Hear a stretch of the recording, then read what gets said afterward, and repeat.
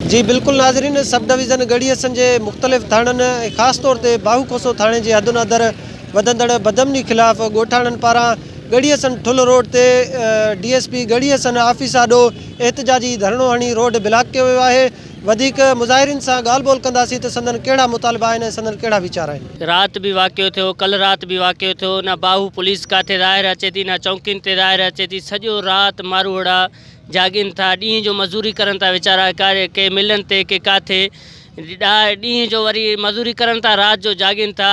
रात भी वाक़ियो थियो असांजे ॻोठ मीरसन डाए में, कल रात भी वाक़ियो थियो। पुलिस अञा ताईं ना असां को ॻाल्हि पुछा कई आहे, ना आयो कंहिं हद ताईं। रेहान खोसे जी भी मेह वही आ और अब्दुल करीम खोसे जी भी मेह वही आ। असां आला इदारनि खां कयूं था असांखे अमन खपे, महिरबानी कयो असांखे अमन अमान ॾियारायो। IG साहब को, DIG साहब को, DSP साहब को असां गुज़ारिश कयूं था, महिरबानी करे असांखे अमन ॾिनो वञे। असांजो इहो मुतालबो आहे।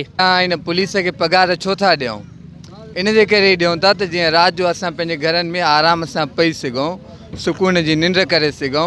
उन जे बावजूदि असां वटि अमन अमान न आहे। रात जो भाग्यो जेकॾहिं जागे तो पोइ पुलिस कहिड़े कम जी आहे। राति 2 महीनूं हितों चोरियूं थियूं आहिनि, त असांजो इहो ई मुतालबो आहे त फौरी तौर ते आला तहक़ीक़ाती कमेटी जे ज़रिए जांच कई वञे।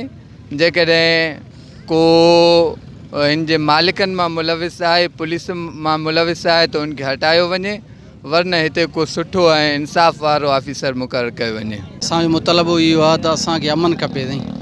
ॾींहं जो मज़ूरी कयूं, राति जो बेआराम थियूं। कल राति भी में वियो आहे, इन खां अॻु में बि हिकिड़ो में असांजो काए वियो। असांखे अमन खपे असां इन दस्तूर जे मुताबिक़ निकिरी आया आहियूं घरों ॿाहिरि। जी बिल्कुल नाज़रीन, अभी मुज़ाहिरीन जूं ॻाल्हियूं ॿुधियूं।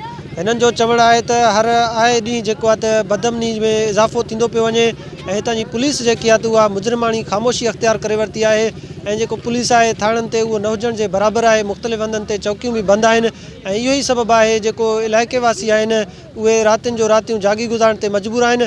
हिननि वस वारनि पुलिस खाते जे अख़्तियारनि खां मुतालबो कयो आहे त बाहू खोसो थाणे जे हदुनि अंदरि ऐं जेकी आहे त सब डिवीज़न गढ़ी असन जे मुख़्तलिफ़ थाणनि जे हदुनि अंदरि वधंदड़ बदमनी ते ज़ाब्तो आणे संदन बेचैनी ख़तमु कई वञे। कैमरामैन मोहम्मद तला खोसो सां गॾु अब्दुल गनी खोसो, जेकब न्यूज़ गढ़ी असन।